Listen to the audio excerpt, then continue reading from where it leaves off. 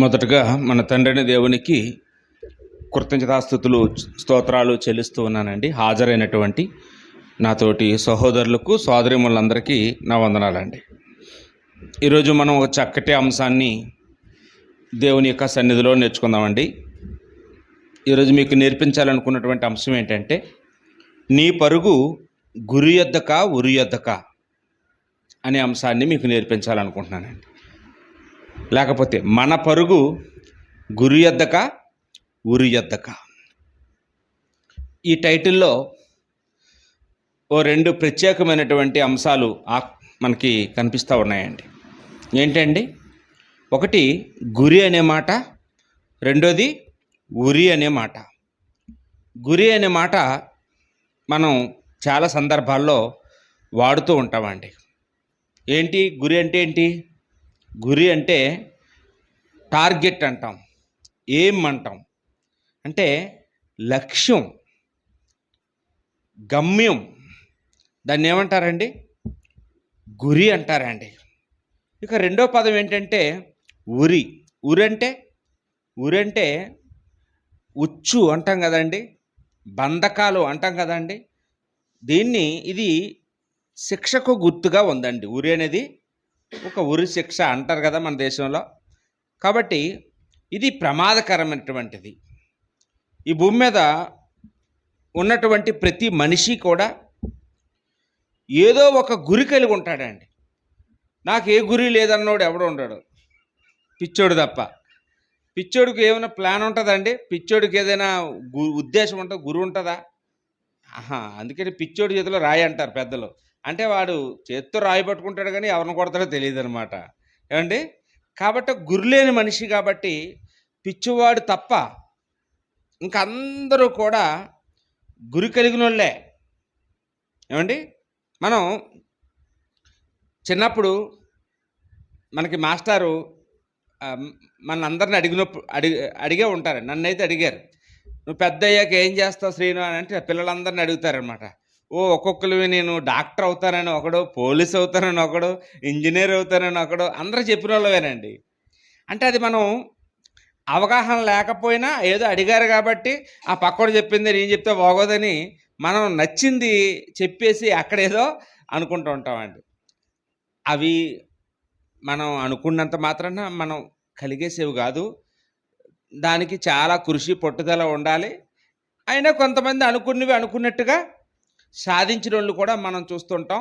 ఒకవేళ అలా చిన్నప్పుడు అనుకుని సాధించలేకపోయినా దానికి పెద్ద సమస్య ఏమీ లేదండి. ఏమండి? ఎందుకంటే ఈరోజు మనం ఎవరము అంటే మనం క్రైస్తవులం, మనం దేవుని పిల్లలం. ఇప్పుడు లోక సంబంధులం కాదు. లోక సంబంధమైన విషయాలు గురి కలిగి ఉంటారండి.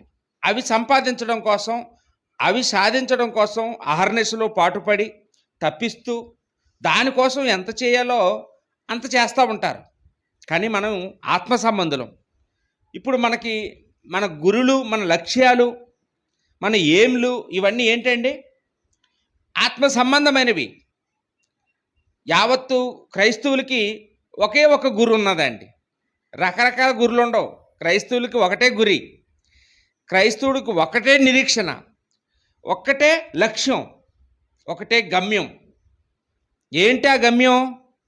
పరలోకం. ఏంటమ్మా? పరలోకం అండి. మనందరం పరలోకం వెళ్ళాలనేది.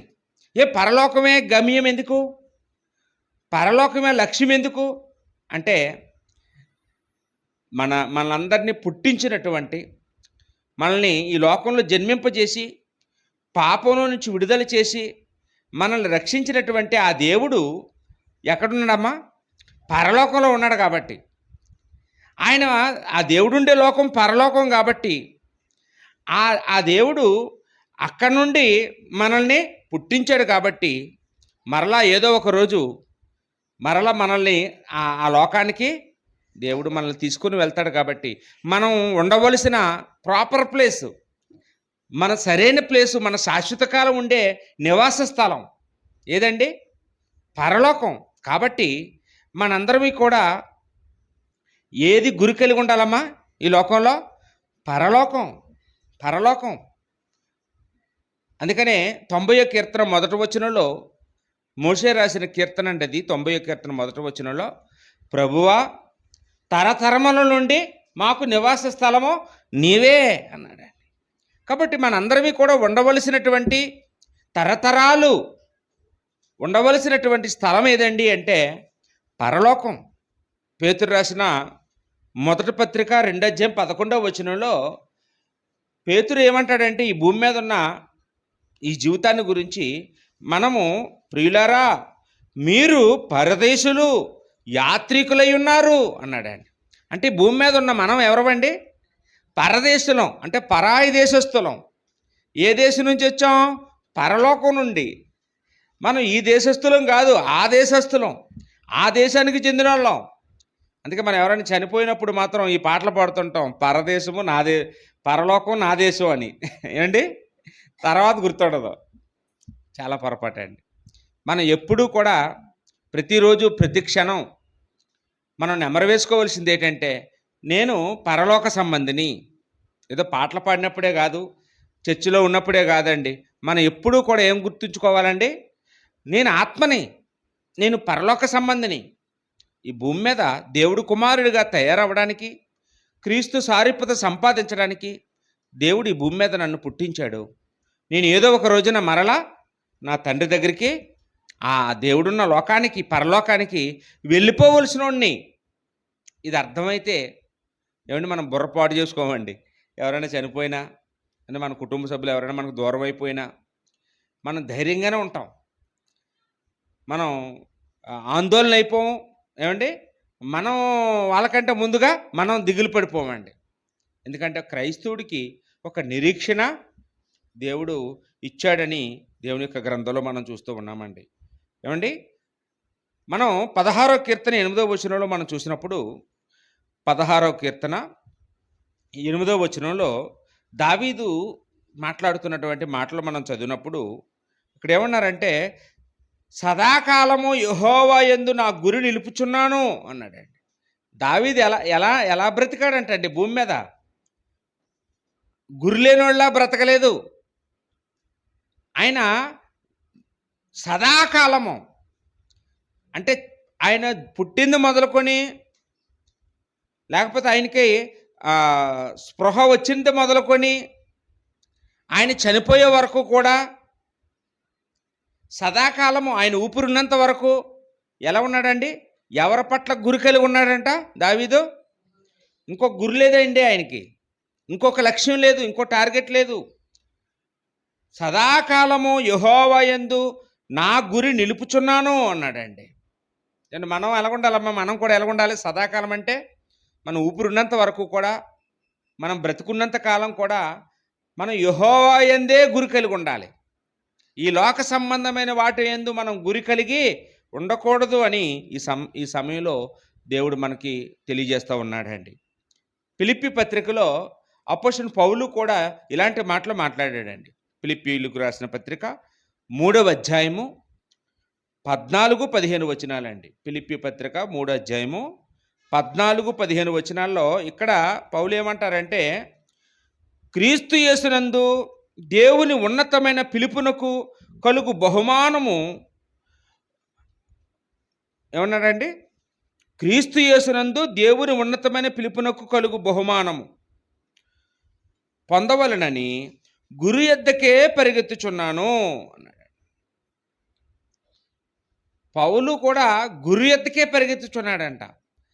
పౌలు గారి యొక్క గురి ఏంటి అంటే, క్రీస్తునందు ఉన్నటువంటి ఉన్నతమైనటువంటి బహుమానాలు.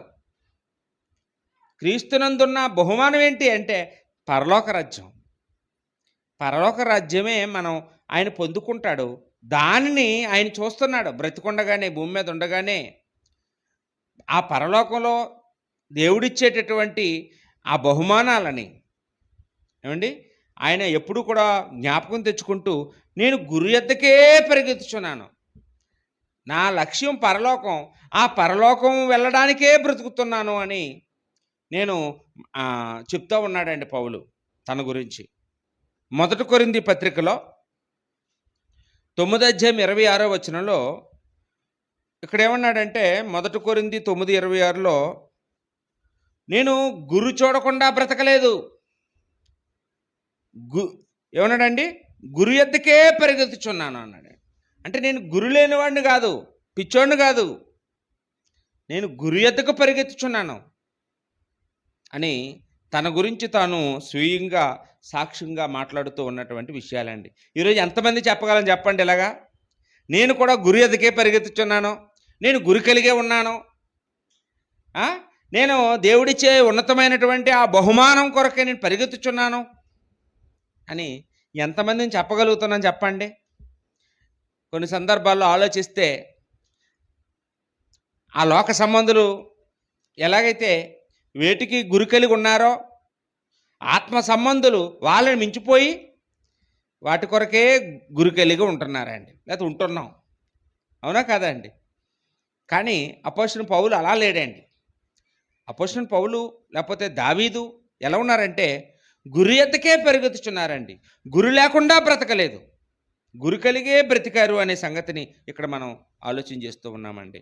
బైబిల్లో ఉండే భక్తులందరూ కూడా, విశ్వాస వీరులందరూ కూడా ఎలా బ్రతికారు అంటే గురి కలిగే బ్రతికారు, గురి ఎద్దకే పరిగెత్తారు అనే సంగతిని మనం జ్ఞాపకం ఉంచుకోవాలండి. ఈరోజు క్రైస్తవులుగా ఉన్న మనం ఎలా ఉండాలంటే గురి కలిగి ఉండాలి. గురి తప్పిపోయిన వారుగా ఉండకూడదు. ఏమండి? గురి ఎద్దకు పరిగెత్తేవారుగా మనకంటూ ఒక లక్ష్యం ఉండాలి. ఆ లక్ష్యం పరలోకమై ఉండాలి అని జ్ఞాపకం చేస్తూ ఉన్నానండి. మనం గురి ఎద్దకు పరిగెత్తాలన్నా, లక్ష్యాన్ని చేరుకోవాలన్నా మనం ఈ లోకంలో ఎవరి వైపు చూడకూడదు, ఈ లోకస్తుల వైపు చూడకూడదు. ఏమండి? ఈ లోకంలో ఉండే ఏ మనిషి వైపు చూడకూడదు, ఎవరి వైపు చూడకూడదు, నా వైపు చూడకూడదు, ఇక్కడున్న ఎవరి వైపు చూడకూడదు. ఎందుకంటే మనందరూ రక్తమాంసాలు కలిగినటువంటి మానవులం, మనందరిలోనూ లోపాలు ఉంటాయి. ఈ భూమి మీద ఎవరు పరిపూర్ణం కాదు. ఏమండి? అందరిలోనూ దగ్గరికి వెళ్ళి చూస్తే ప్రతి ఒక్కరిలోనూ ఏదో ఒక సమస్యలు, ఏదో ఒక బలహీనతలు, ఏదో ఒక పొరపాట్లు, లోపాలు అందరిలోనూ ఉంటాయండి. కాబట్టి మనం ఎవరి వైపు చూస్తే పరిగెత్తగలం? లోపాలు లేనివాడి వైపు చూస్తేనే. లోపాలు లేని పరిపూర్ణుడు, పరిశుద్ధుడు ఎవరున్నారు? యేసుక్రీస్తు వారు ఉన్నారు. అందుకనే హెబ్రీ పత్రిక 12వ అధ్యాయంలో 1వ వచనం నుంచి మనం చూస్తున్నప్పుడు అక్కడ ఆ గ్రంథకర్త చెప్తున్న మాటలు మనం ఒకసారి ఆలోచన చేస్తే, యేసు వైపు చూచుచు అన్నాడు. యేసు వైపు చూచుచు అంటే మన ముందు పరిగెత్తిన మనిషి ఆయన. మనలాగా రక్తమాంసాలతో బ్రతికి ఆయన శ్రమలు సహించి ఏం చేశారండి? ఆయన గమ్యాన్ని పూర్తి చేశాడు, టార్గెట్ పూర్తి చేశాడు. ఏ పని నిమిత్తం ఈ భూమి మీదకి వచ్చాడో ఆ పనిని నెరవేర్చి తండ్రి దగ్గరికి మరలా చేరుకున్నాడు, పరలోకానికి చేరుకున్నాడు. కాబట్టి మనం అలాగా ఎవరైతే విజయం సాధించారో వారి వైపు చూస్తేనే మనం పరిగెత్తగలం. కానీ ఎవరో కొందరు లోపాలు ఉన్న వాళ్ళ వైపు చూస్తే మనం ఏం చేస్తామండి? ఆయనే తప్పు చేస్తున్నాడు, నేను చేస్తే తప్పే ఉంది, ఆయనలోనే లోపాలు ఉన్నాయి, నాలో ఉంటే తప్పే ఉంది అని, ఈ కుటుంబం బాగోలేదు, ఆ కుటుంబం బాగోలేదని ఈ లోక సంబంధమైన కుటుంబాలు మనం కనుక లక్ష్యం చేసుకుంటే మనం పరలోకం వెళ్ళలేమండి.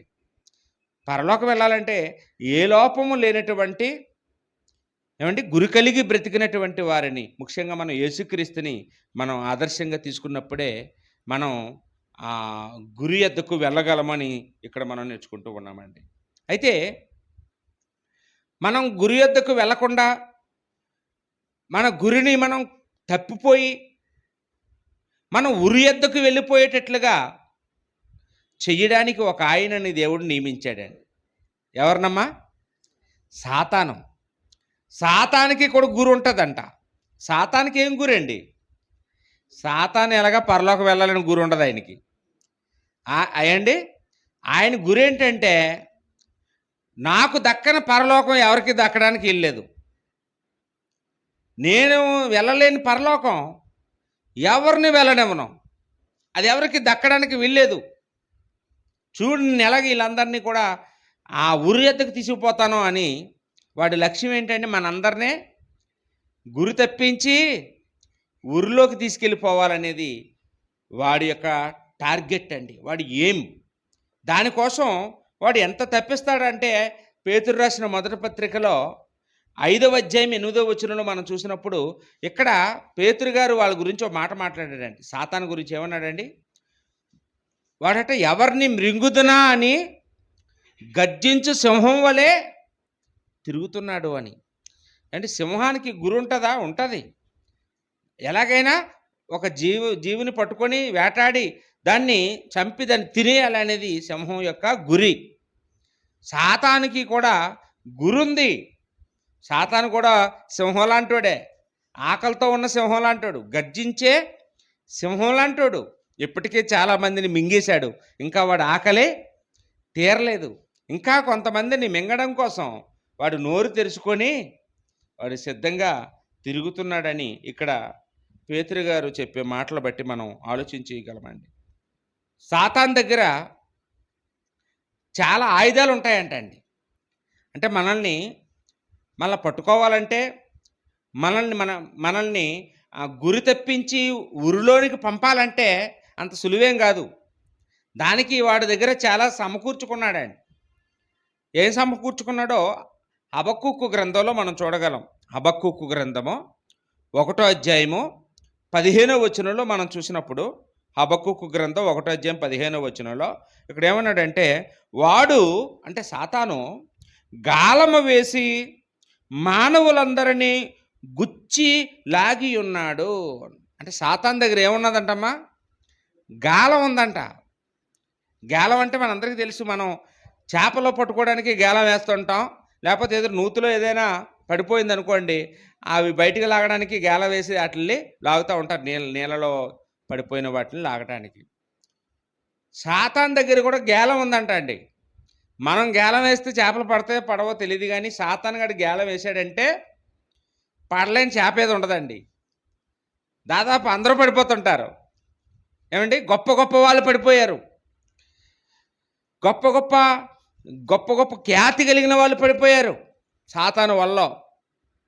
సాతాను యొక్క గేలానికి ఎంతోమంది ఉన్నతమైన వాళ్ళు, ఎంతోమంది దేవుని సేవకులు, వాడి గేలానికి పడనే సేవకుడు లేడండి. అందరూ దాదాపుగా చాలా వరకు 99% అందరూ పడిపోయిన వాళ్ళే. సాతాన్ దగ్గర అలాంటి పనిముట్లు ఉన్నాయంట. గేలం. ఇంకేమన్నాడండి? ఉరులు వగ్గి చిక్కించుకొనుచున్నాడు. ఉరులు అంటే వేటగాళ్ళ దగ్గర ఉంటాయి ఉరులు. ఆ ఉచ్చులు అక్కడక్కడ పెడతారు. ఆ పక్షులు లేకపోతే జంతువులు తెలియక వచ్చి ఆ ఉచ్చుల్లో ఆ ఉరుల్లో కాళ్ళు పెట్టేస్తాయి. ఇంకా అవి పరిగెత్తలేవు. అలాగా దొరికిపోతుంటాయండి. అలాగ వాటి జీవితాన్ని నాశనం చేసుకుంటూ ఉంటాయి. సాతాన్ దగ్గర ఏమున్నాయంటమ్మా? అలాంటి ఉరులు ఉన్నాయంట. ఇంకో మాట అన్నాడు, వాడు తన వలలతో వారిని కూర్చుకొని సంతోషపడి గంతులు వేయుచున్నాడు. సాతాన్ దగ్గర ఇంకా మూడో రకమైనటువంటి వస్తువు ఒకటి ఉంది. ఏంటండి? వలలు. ఆయన వల వేసాడంటే ఎవరైనా పడి తీరాల్సిందే. అంటే ఈ మూడు కూడా వేటాడే వాళ్ళ దగ్గర ఉండే వస్తువులండి. గేలాము, ఉరులు, వలలు. అంటే సాతాను కూడా ఒక వేటగాడిలాగా కనపడుతున్నాడు. భయంకరమైన వేటగాడు, చాలా నైపుణ్యం కలిగిన వేటగాడు. ఒకసారి వేటకు మొదలెట్టాడంటే ఇంకా తిరిగి ఉట్టి చేతులతో రాడు వెనక్కి. పడి తీరాల్సిందే, ఎవడైనా పడి తీరాల్సిందే. అలాంటి గురి కలిగిన వాడు సాతాను. ఈరోజు మనం చాలా రిలాక్స్గా ఉంటున్నాం. ఏమండి? నాకేం పర్లేదు, నేను గురికలిగా ఉన్నాను, పరలోకి వెళ్ళిపోతాను అనుకుంటున్నాం మనం. ఎక్కడండి పరలోకి వెళ్ళిపోయేది? ఎక్కడ గురి కలిగి ఉన్నాం చెప్పండి? సాతాను ఇలా వలేస్తే మనం పడ్డమే. ఏంటి? చిన్న శ్రమ మన ఇంట్లో వచ్చింది అనుకోండి, ఇంకా సరే ఆ వారం చచ్చిగా రారు. ఏమండి? చిన్న కష్టంగానే ఒక దెబ్బ కొట్టాడంటే ఇంకా అయిపోయింది మన పని. మన బలహీనత ఏంటో, మన బలం ఏంటో ఎవరికి తెలుసమ్మా? సాతాను గాడికి బాగా తెలుసు. వీడిని ఎక్కడ కొడితే వీడు పడిపోతాడా అని కొట్టు చూస్తాడా? చూస్తాడా? ఎవరో యోబు లాంటోళ్ళు, ఎవరు యోసేపు లాంటోళ్ళు, యేసు ప్రభు లాంటోళ్ళు తప్పించుకున్నారండి సాతాను యొక్క వల నుంచి, ఉచ్చు నుండి. నువ్వు నేను తప్పించేసుకోగలమా? ఏమండి? నేను తప్పించేసుకుంటున్నాను అంటే అబద్ధమే. అంత ఈజీ కాదు. సాతాను చేతిలో నుండి తప్పించుకోవడం అనేది చాలా ప్రమాదకరం, చాలా ప్రమాదకరం అండి. ఎందుకంటే వాడు సామాన్యుడు కాదు, వాడు అంత తేలిక కాదు. కాబట్టి సాతాను దగ్గర ఉండే ఆయుధాల గురించి ఇక్కడ రాయబడిందండి. యోబు గ్రంథంలో, యోబు గ్రంథము 18వ అధ్యాయం 10వ వచనంలో మనం చూసినప్పుడు, యోబు గ్రంథం 18వ అధ్యాయం 10వ వచనంలో, వారిని చిక్కించుకొనుటకై ఉరి నేలను ఉంచబడును, త్రోవలో ఉచ్చు పెట్టబడును అన్నాడండి. అంటే మనల్ని చిక్కించుకోవడానికి సాతాను దగ్గర ఉన్న వస్తువుల గురించి ఈయన కూడా మాట్లాడాడండి. ఏమన్నారండి? ఉరులున్నాయి సాతాను దగ్గర, ఉచ్చులున్నాయి అని చెప్తా ఉన్నాడండి. అవి లేకుండా ఏ వేటగాడు ఉండడు. ఆమోసు గ్రంథంలో 3వ అధ్యాయము 5వ వచనం మనం చూసినప్పుడు, ఆమోసు గ్రంథం 3వ అధ్యాయము 5వ వచనంలో, భూమి మీద ఒకడు ఎర్ర పెట్టకుండా పక్షి ఉరులో చిక్కబడునా, ఏమయూ పట్టబడకుండా ఉరుపెట్టువాడు వదిలి లేచునా అన్నాడు. ఏమండి? భూమి మీద ఎవరైనా వేటకెళ్తే ఉచ్చులు పడినేసి వచ్చేస్తే అందులో ఏ పడవండి. ఆ ఉచ్చుల మధ్యలో ఏం పెడతారు? ఎర్రను పెడతారు. ఉట్టు గేలం వేస్తే చేపలు పడవు. గేలానికి ఏం తగిలించాలి? ఏదో చిన్న ఆహారం, చిన్న పెట్టుబడి, ఏమంటే దానికి చిన్న ఆహారం తగిలిస్తే ఆ చిన్న ఆహారానికి ఆశపడి తానే ఆహారం అయిపోద్ది. ఏమండి? తానే మనకు ఆహారంగా మారిపోద్ది. అదేనండి ఇప్పుడు జరుగుతున్నది. సాతాను కూడా పెట్టుబడి పెడతాడంట మన కోసం. సాతాను కూడా కొంత ఎరేస్తాడు మనకి. ఊరకనే ఎవడో కూడానంట భూమి మీద ఒకడు ఎర్రపెట్టకుండా పక్షి ఉరిలో చిక్కబడున. ఎర్రపెట్టకుండా ఎవడో వేటాడలేడు. ఇంటి దగ్గర నుంచి కొంచెం ఎర్రలు తెచ్చుకోవాలి, అప్పుడే పక్షులు దొరుకుతాయి. అలాగే ఏమీ పట్టబడకుండా ఉరిపెట్టువాడు వదిలి లేచునా. కొంతమందిని మనం చూస్తుంటాం, గేలం చేపలు కట్టి వెళ్ళి పాపం డ్యూటీకి వెళ్తే 1000 రూపాయలు 1500 తెచ్చుకుంటారండి. కానీ ఆ గడ్డ దగ్గర ఉంటారు పాపం. వాళ్ళు మధ్యాహ్నం అయినా ఒక చేప పడపని ఇంటికి రారు, భోజనానికి కూడా రారు. మొత్తానికి ఏదో ఒకటైనా పడాలా ఇంటికి వెళ్ళాలని సాయంత్రం అయిపోయినా కానీ అలా ఉంటారండి పాపం.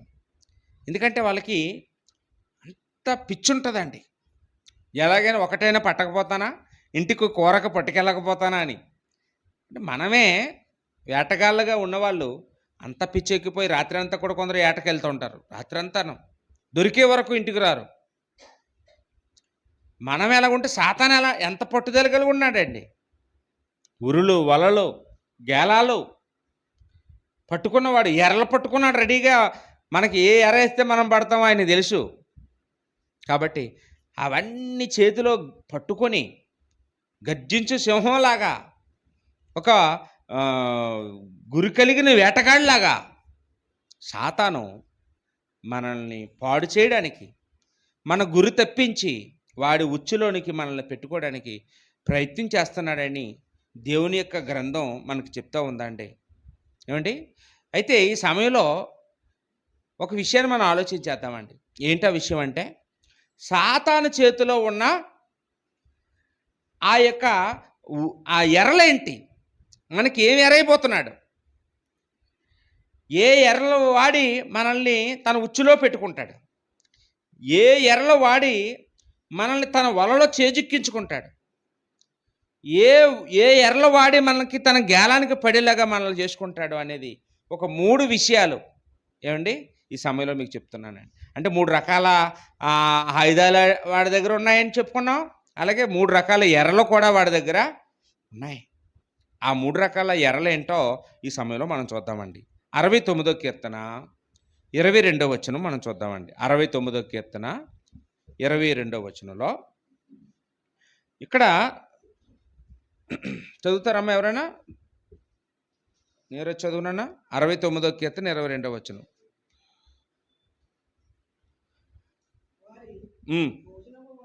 వారి భోజనము వారికి ఉరుగా ఉండుగాక అన్నాడండి. చాలమ్మా. అమ్మ ఇక్కడ ఊరేంటమ్మా? ఇక్కడ ఊరేంటి? భోజనం. సాతానుగాడు వాడు ఊరేంటో తెలియదు. ఏం తెలుసా అండి? భోజనమేనండి. అంటే మనల్ని పట్టుకోవడానికి ఏదో వాడుతాడు, పెద్ద అణుబాంబో.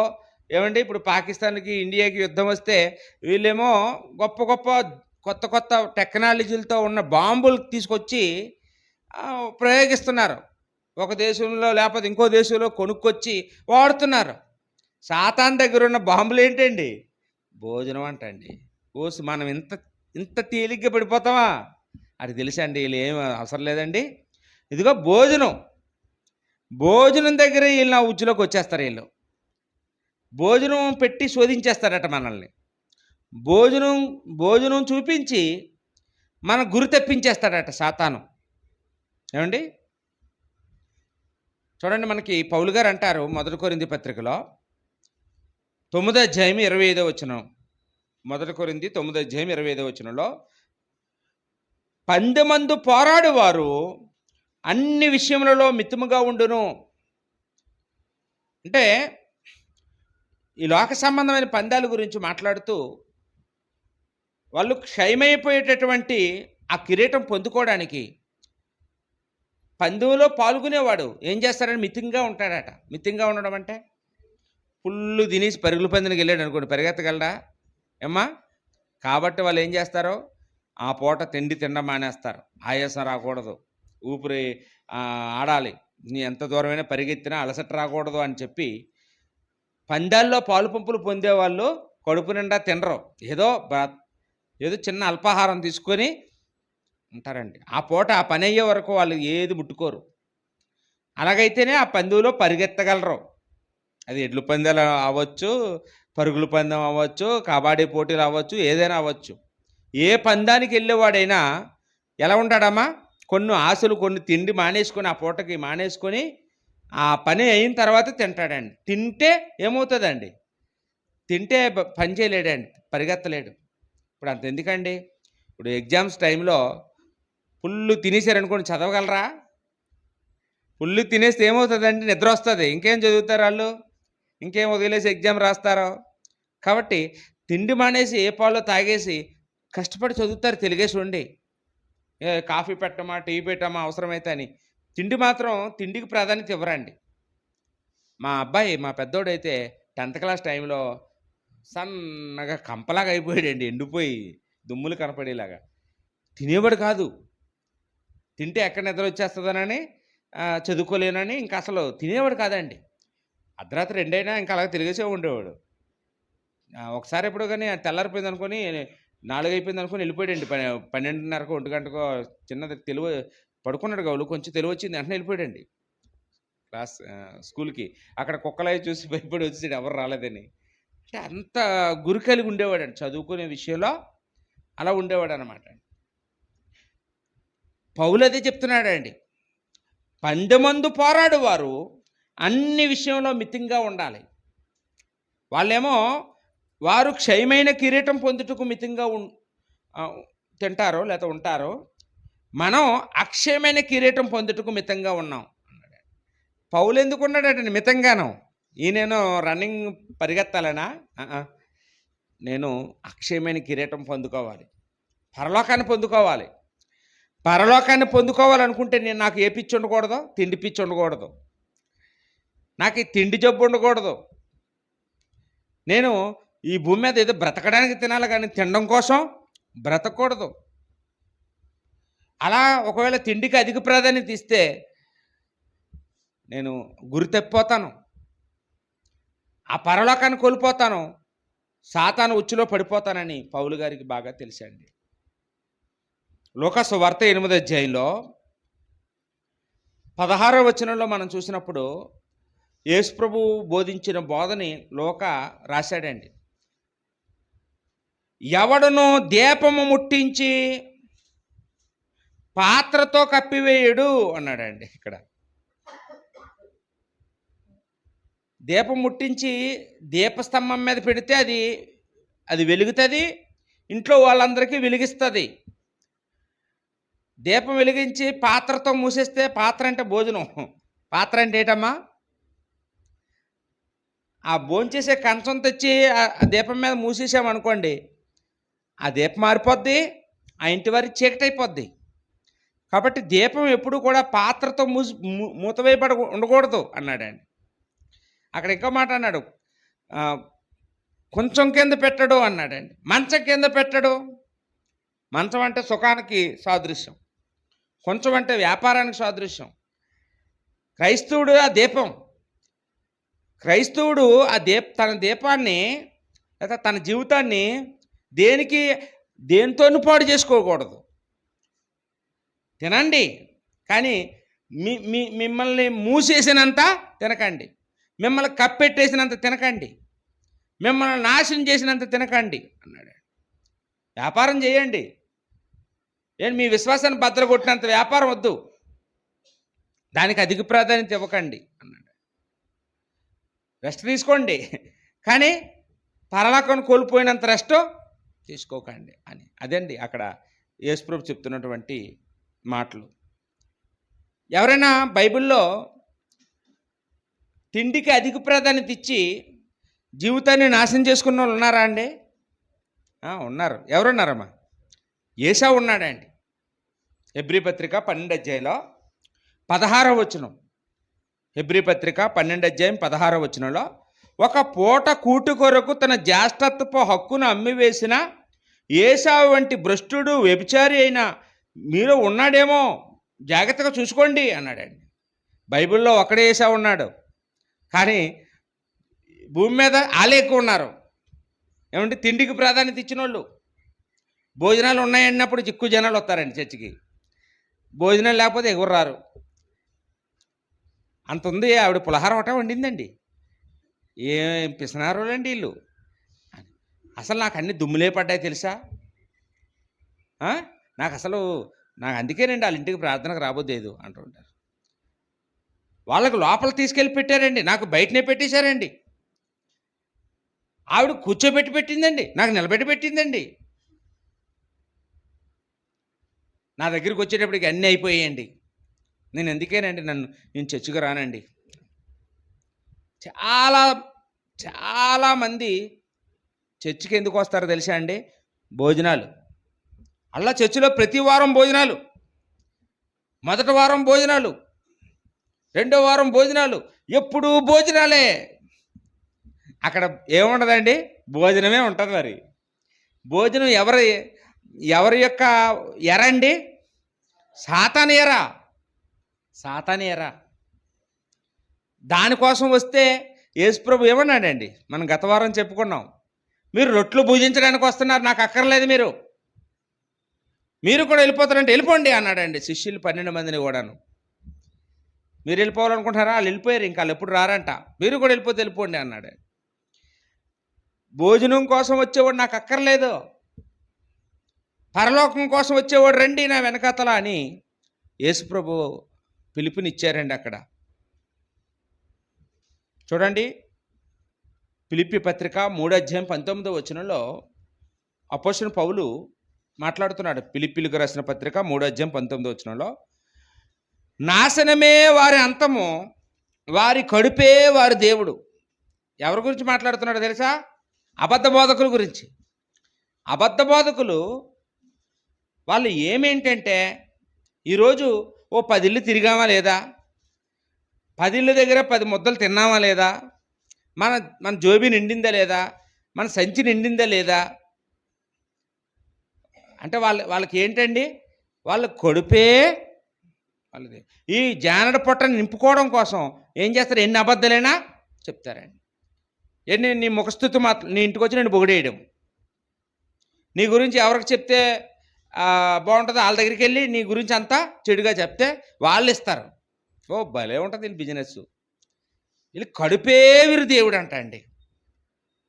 నాశనమే వారి అంతం అన్నాడండి పౌలు. ఎక్కడికి తీసుకెళ్తుంది? ఆ భోజనం పిచ్చి, ఆ తిండి పిచ్చి, నాశనానికి తీసుకెళ్తుంది అని చెప్తా ఉన్నాడండి. రోమాపత్రిక 11:9 రోమాపత్రిక 11:9 అంటే ఇది ఇశ్రాయేలు గురించి మాట్లాడుతున్నాడు పౌలు. ఇశ్రాయేలు ఐగుప్తు నుంచి వచ్చినప్పుడు అరణ్యంలో వాళ్ళందరూ నాశనం అయిపోవడానికి కారణం చెప్తూ ఉన్నాడండి.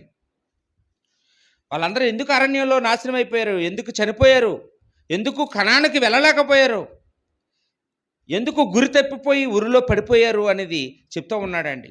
ఏమన్నాడండి? వారి భోజనము వారికి ఉరిగాను ఆటంకంగాను వారి క్రియలకు ప్రతిఫలముగాను ఉండునుగాక అన్నాడండి.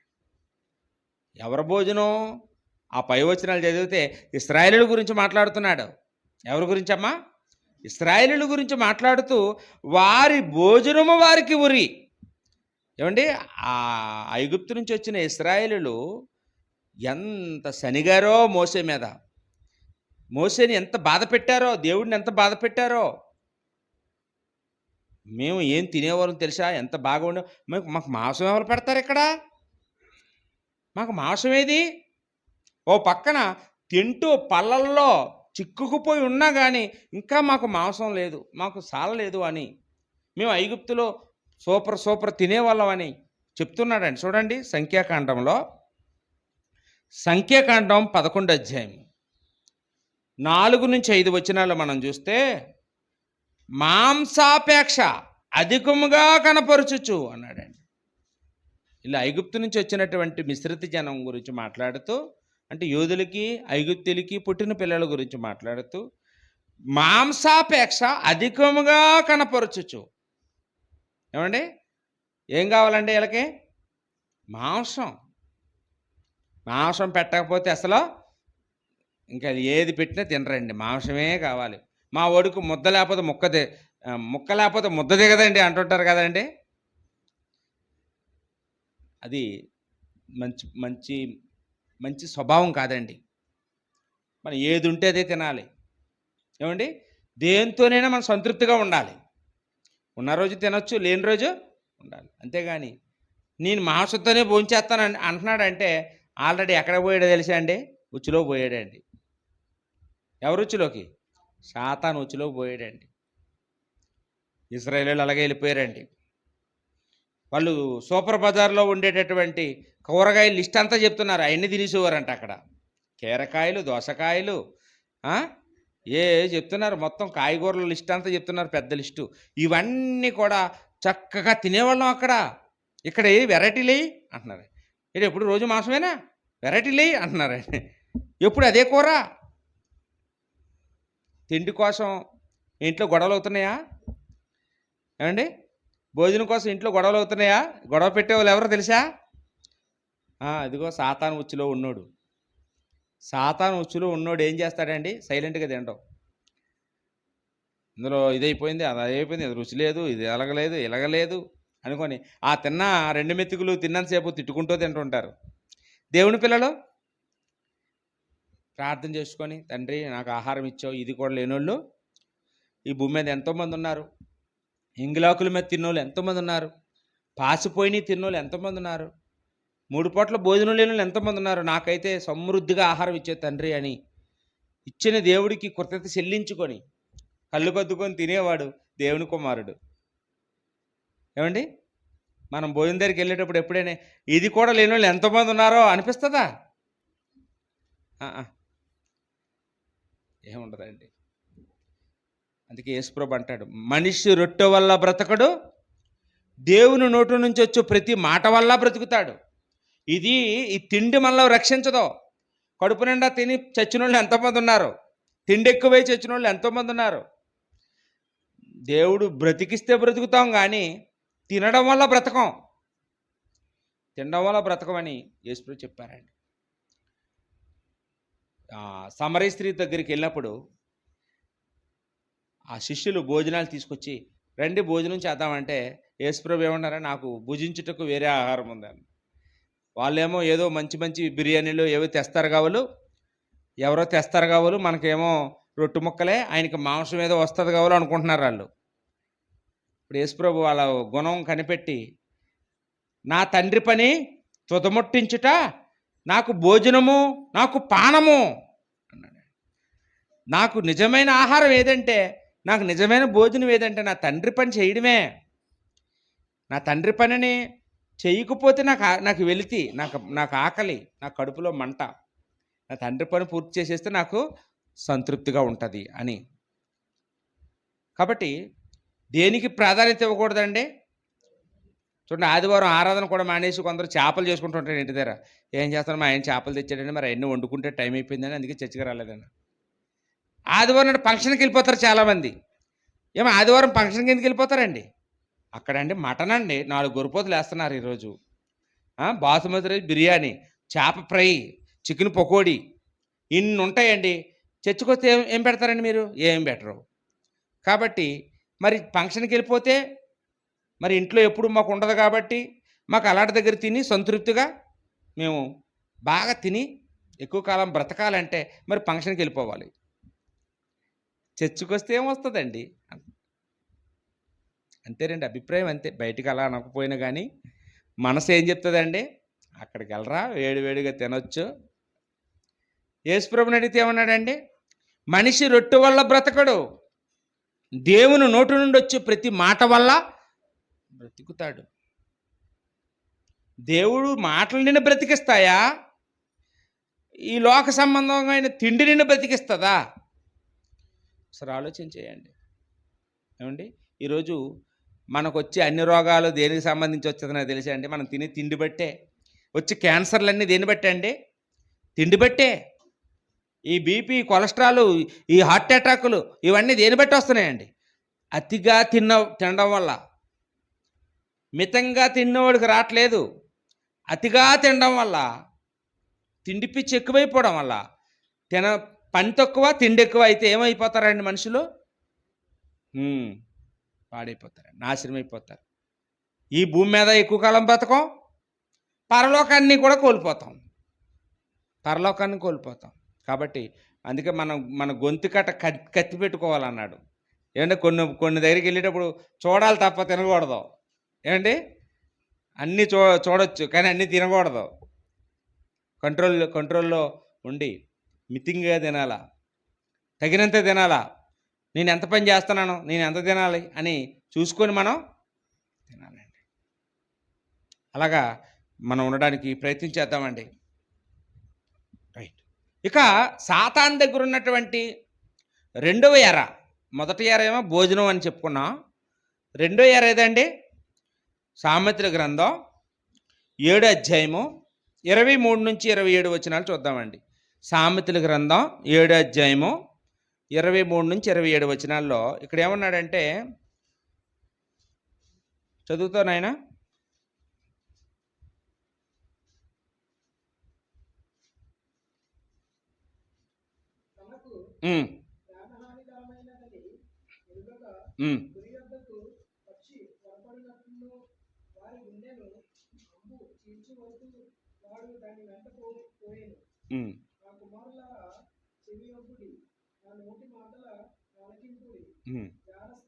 జారస్త్రీ గురించి మాట్లాడుతున్నాడండి.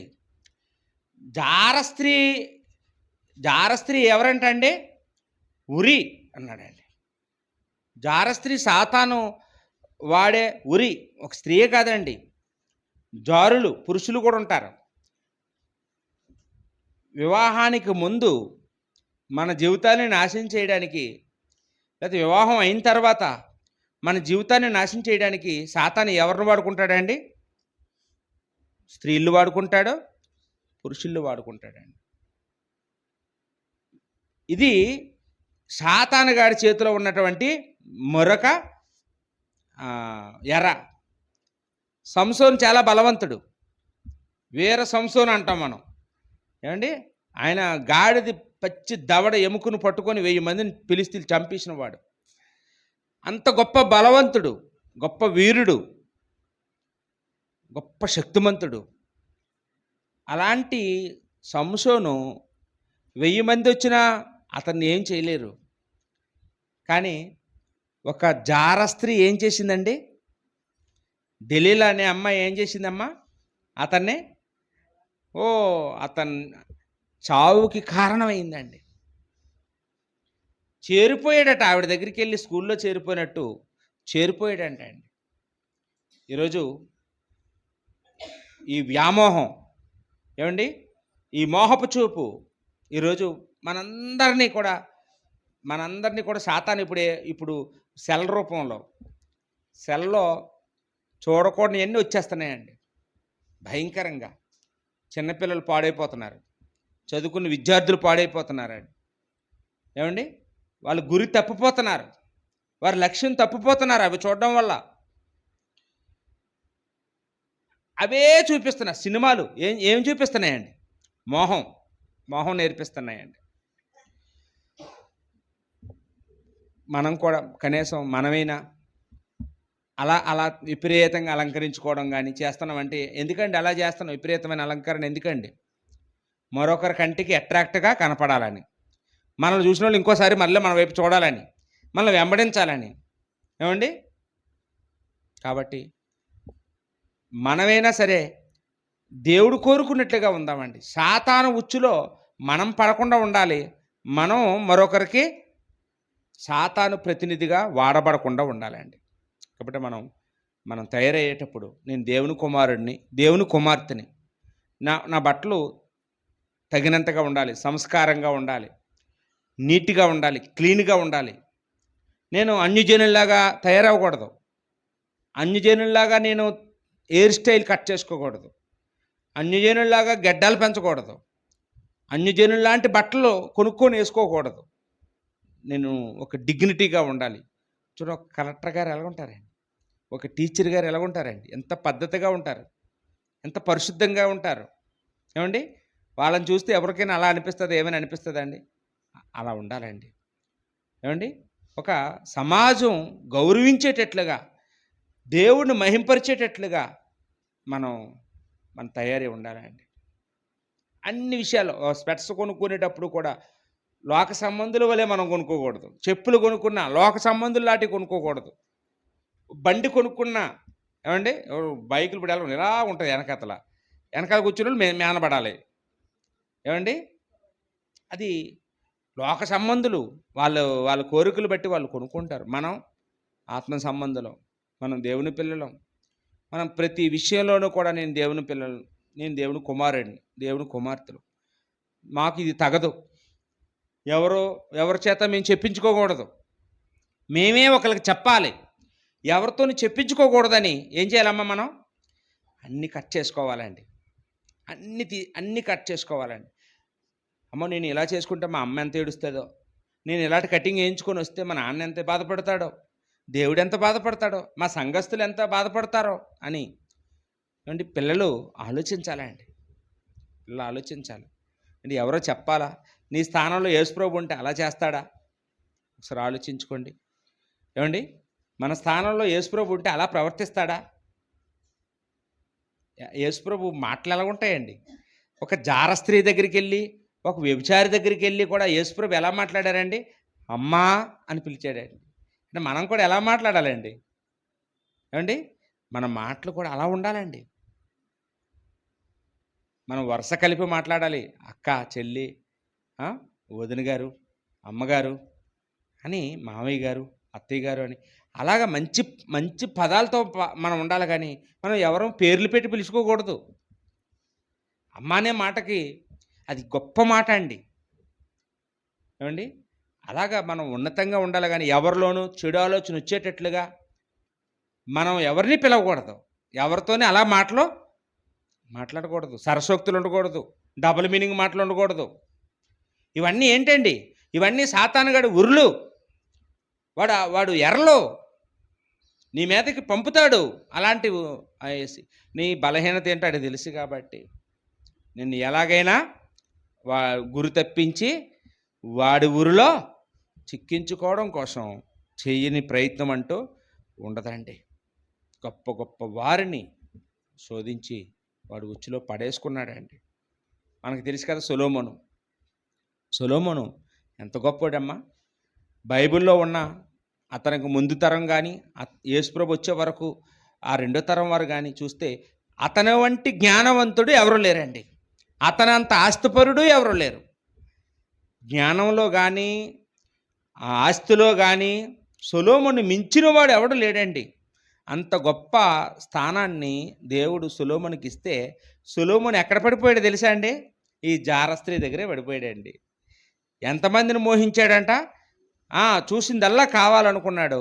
1000 మందిని పెళ్లి చేసుకున్నాడండి. 1000 మందిని పెళ్లి చేసుకున్న తర్వాత అర్థమైంది ఏమండి, తను ఏం కోల్పోయాడో, దేనికి దూరం అయిపోయాడో, ఎంత నాశనం అయిపోయాడో అర్థమైన తర్వాత ఇదంతా వ్యర్థం అని రాయడం మొదలుపెట్టాడు ప్రసంగి గ్రంథం. చూడండి ఒకసారి ప్రసంగి గ్రంథంలో 7వ అధ్యాయము 26వ వచనం. ప్రసంగి గ్రంథం 7వ అధ్యాయంలో 26వ వచనం మనం చూసినప్పుడు ఇక్కడ ఏమన్నాడంటే, మరణము కంటే ఎక్కువ దుఃఖము కలిగించినది ఏది అని మాట్లాడుతూ ఉన్నాడండి. మరణము కంటే ఎక్కువ దుఃఖం అంటే ఎవరైనా చనిపోయినప్పుడు మనకు దుఃఖం కలుగుతుంది, అది సహజం. కానీ అంతకంటే ఎక్కువ దుఃఖం కలిగించేది ఒకటి ఉందంట అండి. ఏంటమ్మా? జారస్త్రీ అంటున్నాడండి, లేకపోతే స్త్రీ అంటున్నాడండి. చదువుతారమ్మా, చదవండి.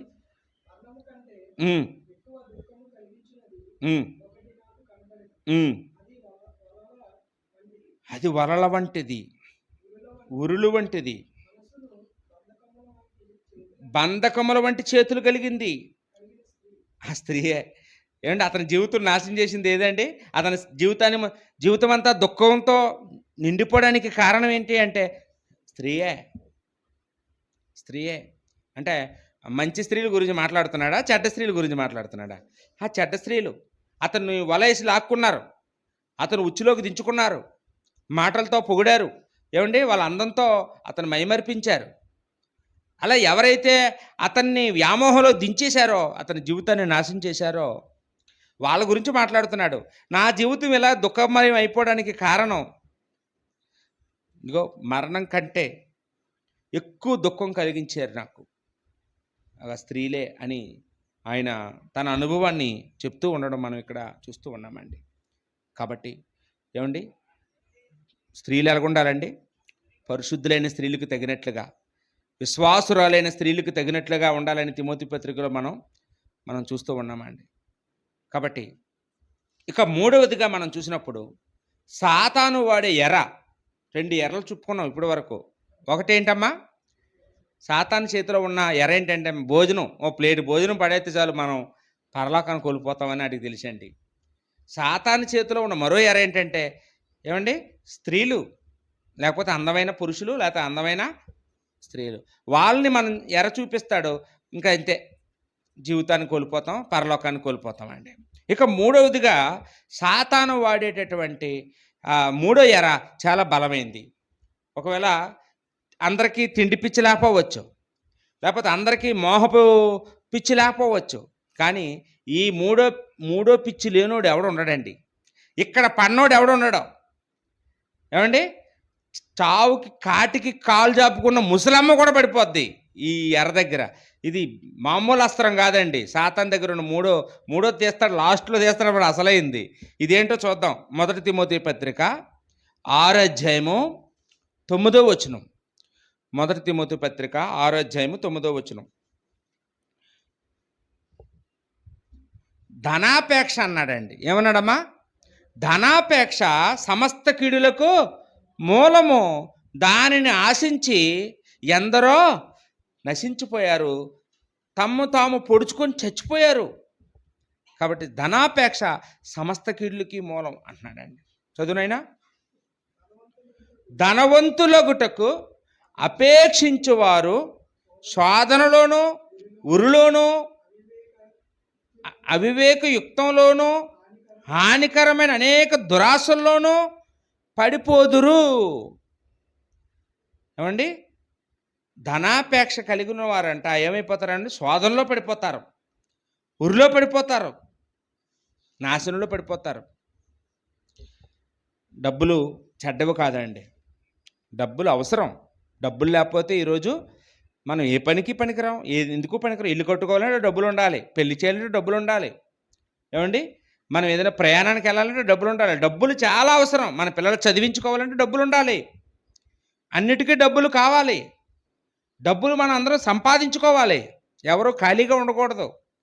ఇంకొకళ్ళ మీద ఆధారపడి బ్రతకూడదు. మన భారతదేశం వెనకబడడానికి కారణం ఏంటంటే 10 మంది ఉన్న ఇంట్లో ఒకళ్ళు సంపాదిస్తారు, 9 మంది కూర్చొని తింటుంటారు. అందువల్ల మన కుటుంబాలు అభివృద్ధి అవ్వకుండా ఉంటాయి. అప్పుల పాలైపోతా ఉంటాం. ఇంట్లో ఎంతమంది ఉంటే అంతమంది అన్ని పనులు చేస్తున్నారనుకోండి, ఆ ఇంటికి ఏం లోటు ఉంటదండి చెప్పండి? ఆదాయమే ఉంటది గానీ నష్టాలుండవు. ఒకవేళ చిన్న చిన్న నష్టం వచ్చినా పెద్దగా కనపడరాదు. ఎందుకంటే అందరూ తెస్తున్న ఉండడం వల్ల ఏవండీ ఒకళ్ళు తెచ్చింది పోయినా ఇంకొకళ్ళు తెచ్చింది ఉంటది. 4 ఆవులు ఉన్నాయనుకోండి, ఒక ఆవు పాలు ఇవ్వకపోయినా 3 ఆవులు ఇస్తే లోటేం ఉండదు గదా! అలాగనమాట అండి. కాబట్టి చక్కగా మనం మనం మనం మన అవసరానికి సరిపడా డబ్బులు మనం సంపాదించుకోవాలి. కానీ ఏముండకూడదంటున్నాడండి ఇక్కడ? ధనాపేక్ష. అవుటకు అపేక్షించకూడదు. నేనింకా ధనవంతుడినైపోవాలని. ఇప్పుడు నువ్వైపోవడం ఏంటి? అసలు దేవుడు నిన్ను ధనవంతులుగా పుట్టించాలనుకుంటే పుట్టించేవాడే గదా! ఏవండీ అంబానీ కడుపులో పుట్టించలేడా? చెప్పండి. కోటీశ్వరుల ఇంట్లో పుట్టించలేడా? నిన్నెందుకు పుట్టించలేదు? నువ్విక్కడే ఉండాలి. ఇలాగ ఉండి, ఈ స్థితిలోనే ఉండి, ఈ స్థితిలోనే నువ్వు పరలోక రాజ్యానికి రావాలని దేవుడు కోరుకుంటున్నాడు.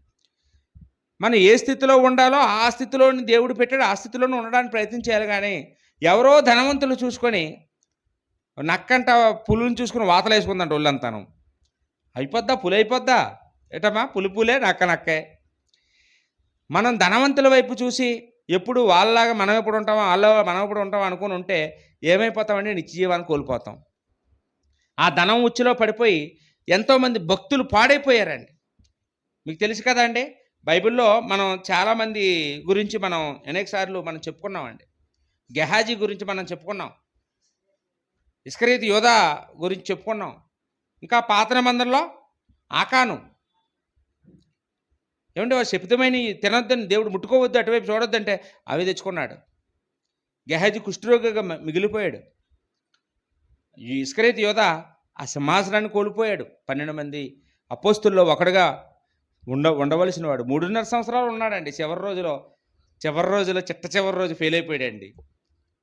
ఏమండి? కాబట్టి ఈ ధనాపేక్ష సమస్త కీడులకి మూలమని 10వ వచనంలో అక్కడ చెప్తూ ఉన్నాడండి. సమస్త కీడు. ఈ డబ్బు పిచ్చున్నోడు నేను ఈ విధంగా పాడావని అనడానికి లేదండి. డబ్బులు ఎక్కువైన తర్వాత ఏమైపోద్దండి? తాగుడు అలవాటు వస్తుంది. పేదోడు నేర్చుకుంటాడా? ధనవంతుడు నేర్చుకుంటాడా? జూదం నేర్చుకుంటాడు డబ్బులు ఎక్కువైన తర్వాత. వ్యభిచారం చేస్తాడు డబ్బులు ఎక్కువైన తర్వాత. ఏమండి? దొంగ వ్యాపారాలకు పెట్టుబడి పెడతాడు డబ్బులు ఎక్కువైన తర్వాత. అన్ని విధాల ఎన్ని చేయాలో, ఎన్ని చెడ్డ పనులు చేయాలో అన్ని చెడ్డ పనులు ఎవడు చేస్తాడు? రోజు కూలోడు చేస్తాడా? చేయలేడండి. ధనం పెరిగితే సమస్త కీడులకు మూలం. సమస్త విధాలుగా చెడిపోతామండి.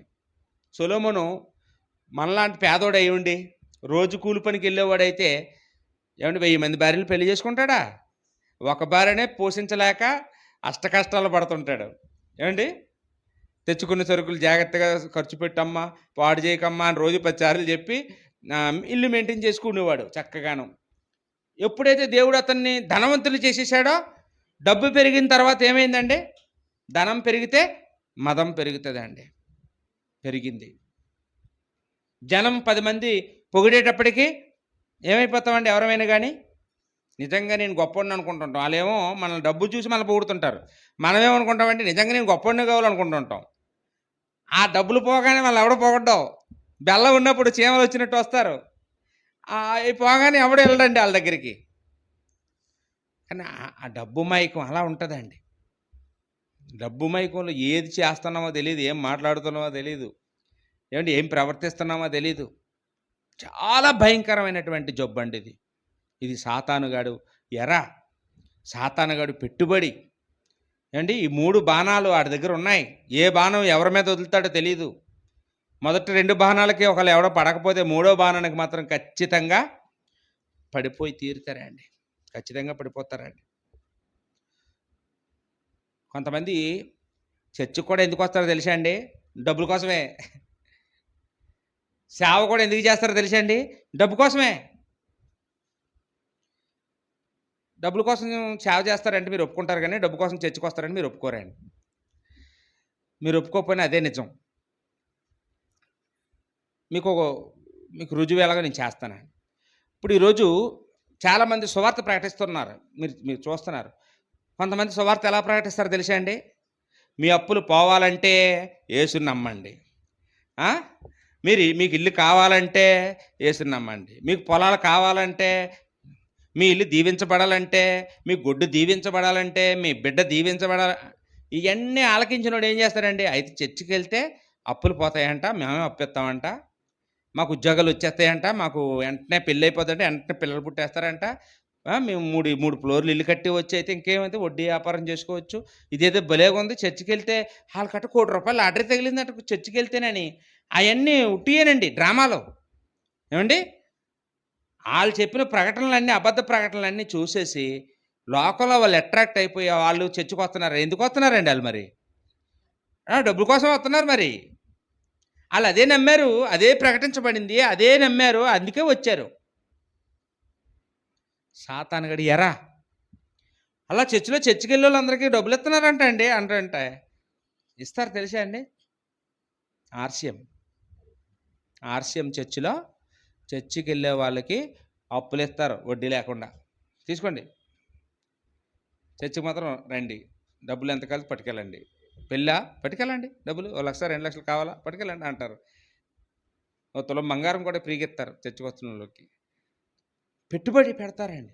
ఈళ్ళెళ్ళేది దేనికెళ్తారండి? సాతానుగాడి ఉరి.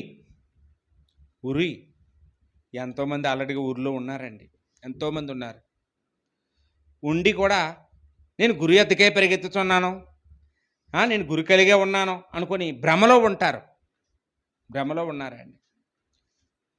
ఓ పక్షి అంట, ఓ ముసలి పక్షి తన పిల్లలు పెట్టిందంట. ఆ పిల్లలకి ఎక్కడ వేటగాడొచ్చి ఆ పిల్లల్ని ఎరేసి తీసుకుపోతాడోనని భయంతో, అమ్మ నేను మీకు ఆహారం తేడానికి బయటికెళ్తున్నాను, మీరు జాగ్రత్తగా ఉండాలి, మీరు భద్రంగా ఉండాలి అని ఆ పక్షి పిల్లలకి ఓ పాట నేర్పించిందంట అండి. ఆ పాట ఆ పిల్లల చేత కంఠస్థ చేయించిందంట అండి. రోజు ఆ పాట పాడుకొని ఉండండి మీరు. ఆ పాట మీకు గుర్తుంటే మీరు పాడవరు అని పాపం పాట నేర్పించింది. ఏటండి ఆ పాట అంటే, వేటగాడొస్తాడు, గింజలేస్తాడు, నూకలేస్తాడు, తర్వాత వలేస్తాడు, మిమ్మల్ని తీసుకుపోతాడు అని అదే పాట నేర్పించిందంట అండి. పాడండి అమ్మ పాడండి అంటే అవి కూడా పాడుతున్నాడు. వేటగాడొస్తాడు, నూకలేస్తాడు, వలేస్తాడు, మమ్మల్ని తీసుకుపోతాడు, కాబట్టి మేము వెళ్ళకూడదు అని.